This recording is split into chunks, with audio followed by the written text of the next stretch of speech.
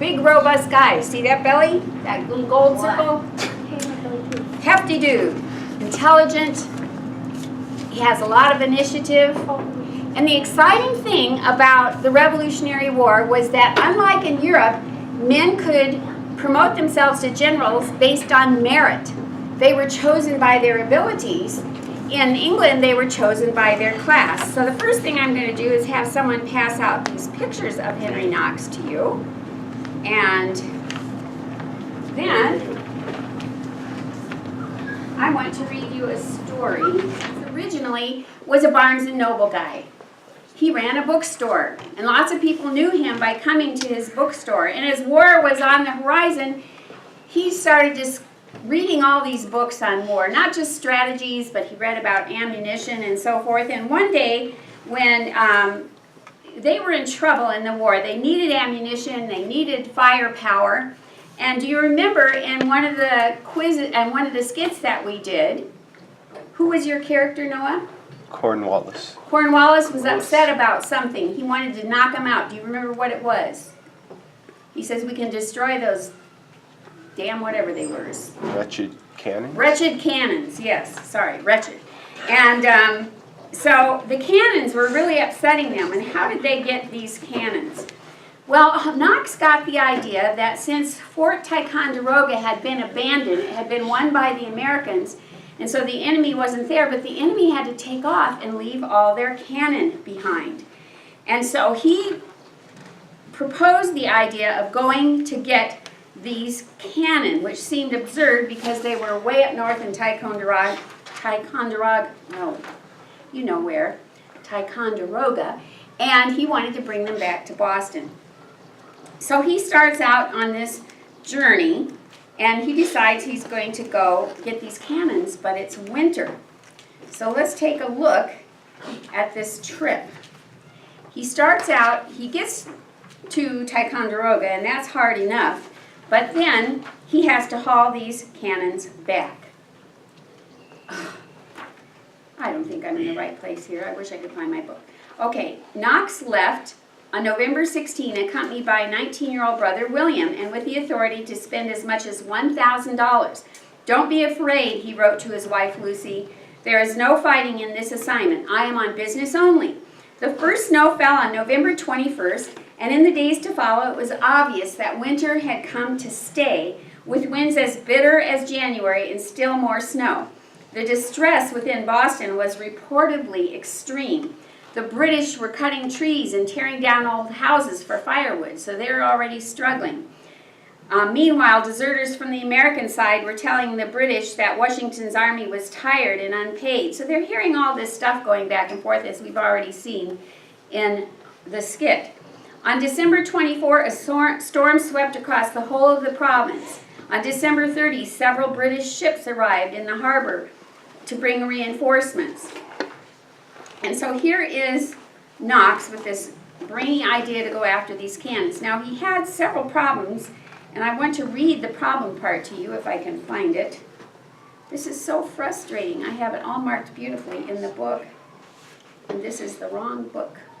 Anyway, I'll see what I can do by memory. So he gets to Ticonderoga, and the first battle they have is taking these cannon. Now, I can't remember what they called them. They had names for all of them, but they weighed tons. Tons, and they were huge. When they called something a 5,000-pounder or something like that, they weren't kidding. Sometimes they called it by the size of the shot that it took, sometimes by the weight of the cannon. But anyway, he gets to Ticonderoga, and he has to lower these heavy cannon because the fort's up on a hill. So the first big battle was lowering these cannons down. Then, once they got them down, they were going to go by water the first part. So they put them on rafts, and they started down the river. Well, as they were trying to load or unload, one of these cannons sunk into the water, and the water was starting to freeze. This was another problem. So the thing sunk into the water, and the men had to go into this icy lake and get this cannon and retrieve it, which they did. And this was a big nightmare. Then they had the problem of it stopped snowing, and their next part of their journey they were going to do on sleds. but there was no snow, so they couldn't use sleds. So they started hauling these. They got oxen and different things, and they started hauling these cannons across the country. As they hauled these cannons across the country, they came to some real steep hill. And the drivers of the that were driving the animals towing the cannons said, "We are not going down that hill. We are not going any further. This is it. That's death. We're not going downhill with something this heavy. It's not going to happen. We'll be killed." So they refused. Well, it took Knox a while to talk them into trying it, and they came up with a method where they were anchoring the wagons and stuff, doing like a pulley system around trees to lower them carefully and slowly down. So the drivers finally agreed to do it, and they got all the cannons down. Then everywhere they went, people were coming out to line the road because people had never seen a cannon. Now this was exciting to people. Can you imagine in today's culture being excited about cannons going down the street? Half of you wouldn't even raise an eyebrow. We have so much entertainment and so much things to do and see. But back then, this was big excitement. When you work every day and then go into your cabin fire and eat your dinner and go to sleep and do the thing the next day, and you don't play a video game and you might not own books and you don't watch TV, this was exciting. These cannon, they were really jazzed to see them. One 12-year-old boy on the road said, "It was wonderful. They gave us free whiskey and the girls kissed us." He was on the trip with his dad, who was. So they went through all this, and there was so much more that happened that I can't tell you by memory, till they finally got these cannons through to the Army. And those cannons gave Cornwallis a really hard time.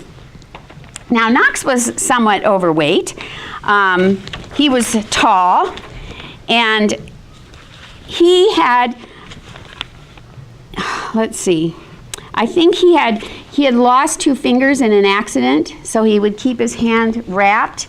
And I think in all his pictures where it shows his hand, he's got it tucked like this, so you can't see that he's missing fingers. So he thought of this idea, and George Washington approved it. And I'm trying to remember the end of the story. This is a sad story, but that's the story of Knox and the cannons, and it was quite an adventure. Let's see. New York City. They arrived at Fort Ticonderoga on December 5. Then they lowered the cannons, which are mostly French. Oh, the mortars were 12 and 18 pound. That is guns that fired cannonballs of 12 and 18 pounds. So when they call them a 12-pounder or an 18-pounder, they're talking about the size of the weight. One giant brass 24-pound cannon, which was called, not all were in usable condition, but this one was huge. After looking them over, Knox selected 58 mortar and cannon. 3 of the mortars weighed a ton each, and the 24-pound cannon weighed more than 5,000 pounds. The whole lot was believed to weigh not less than 120,000 pounds, so that's how much weight he was moving. So they go on the boat, and then they have this thing fall in the water, like I told you, which was a big disaster. And then that's one of the boats sank again. One of the boats struck a rock and sank, though close enough to the shore to be bailed out, patched up, and afloat again. Knox recorded days of heavy rowing against unrelenting headwinds. 4 hours of rowing exceedingly hard, he wrote one day. 6 hours of excessive hard rowing on another. In places, the boats had to cut through the ice to go forward. Knox's brother William wrote at day's end, December 14, of beating all the way against the wind. God send us a fair wind, and the nights ashore were bitter and cold. It's not easy to conceive the difficulties we have had, Knox wrote to Washington. On his way north to Ticonderoga, Knox had arranged for heavy sleds to pull the cannons after Lake George, about 35 miles south of Ticonderoga. "I most earnestly beg you to spare no trouble and necessary expense in getting these," he had told a local officer. With the sleds and 80 yoke of oxen, he was now ready to push on, but no snow. He said there was a cruel thaw, and it halted their progress for several days. Finally, it changed to a blizzard. Determined to go ahead to Albany on his own, Knox nearly froze to death, struggling through snow on foot until finding horse and sleigh to take him the rest of the route. Eventually, the precious convoy pushed off from Fort George, and their cavalcade was on the way. Here's the kid. John Becker said, who was age 12, he had accompanied his father. They proceeded slowly and laboriously in the heavy snow, passing through the village of Saratoga and then on to Albany. On New Year's Day, the weather turned warm again, and this created a problem again. They moved cautiously over ice on a river that was starting to thaw, and they were really worried. Here's these heavy cannons, and it's starting to thaw. And then they get through that. Nearly a dozen sleds had crossed without mishap until suddenly one of the largest cannons, an 18-pounder, broke through and sank not far from shore, leaving a hole in the ice 14 feet in diameter. Did they leave it behind? What do you think?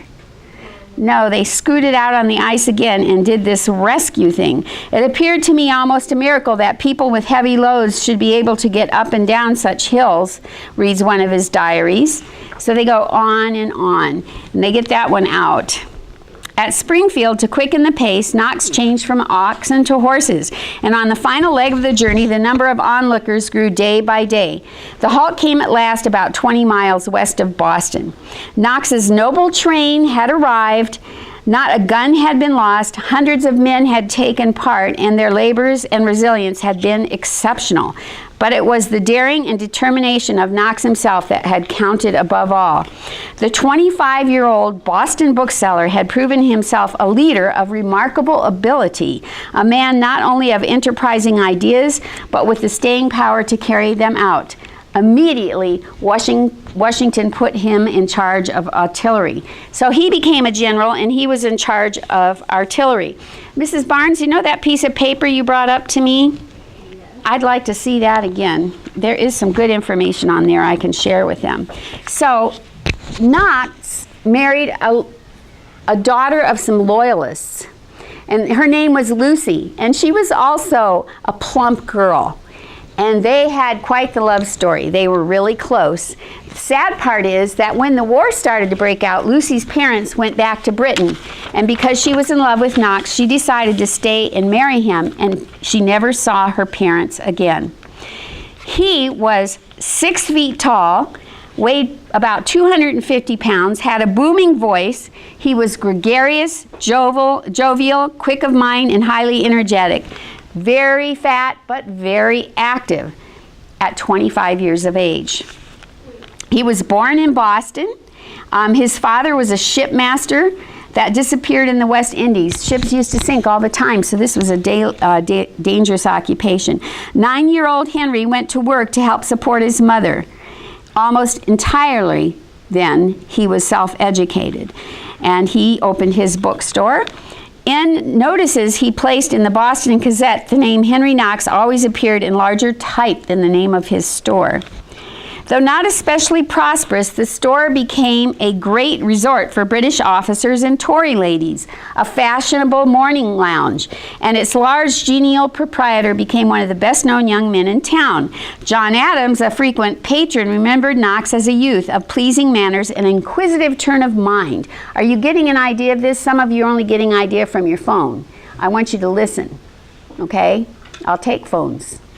All right, another patron was Nathaniel Greene, and we'll learn more about him later. But they became very close friends, and Nathaniel Greene also became a general based on merit. Knox was reading all he could on gunnery and tactics, but like I said, he had lost his fingers. It says here that a fowling piece exploded and destroyed the third and fourth finger on his hand, on his left hand. He had taken up the patriot cause, but he was in love with a Tory's daughter. This was a complication. The neat thing, though, was if he was a patriot and he had a bookstore, and who frequented his bookstore? Who did I say was there all the time? John Adams, but who else? Loyalists. It says it was a famous lounge and resort for loyalists. Did it hit you that that might not be really convenient? What are they going to do while they're there? Are they going to be silent? No, they're talking and visiting, and he has all these people who are going to be the enemy giving him information in his bookstore, so he was learning a lot, and he could sense that war was definitely in the air. I'm going to stop with that, but I hope you were paying attention because you have a quiz on Henry Knox tomorrow. Do you want me to go over some of the facts again? How about you go over them? How tall was Henry Knox? 6 feet. How much did he weigh? 250. What did he do for a living? What was his girlfriend's name? Lucy. Lucy. And he married Lucy. What did her parents think of it? They didn't like it, obviously, because they were what?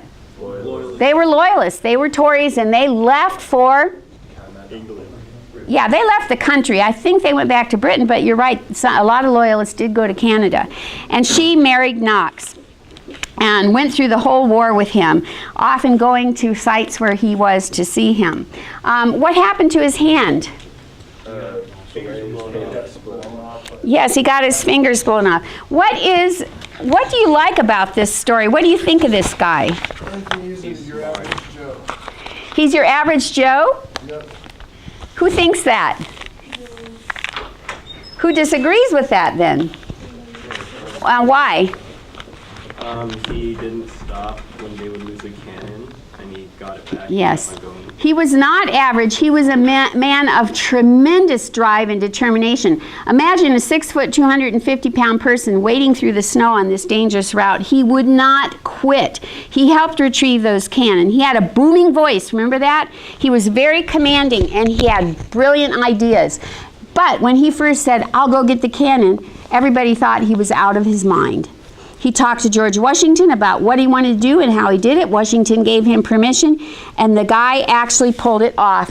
He did that the rest of the war. He was determined, he was tenacious, and he kept a sense of humor and joviality through it all. He was very well educated. How did he get his education? He read books. He read books. He was a self-educated man. His father was a shipmaster. How did his father die? Lost at sea. Lost at sea, that's right. His ship probably sank. And so here he was, and he was married. I'm trying to think.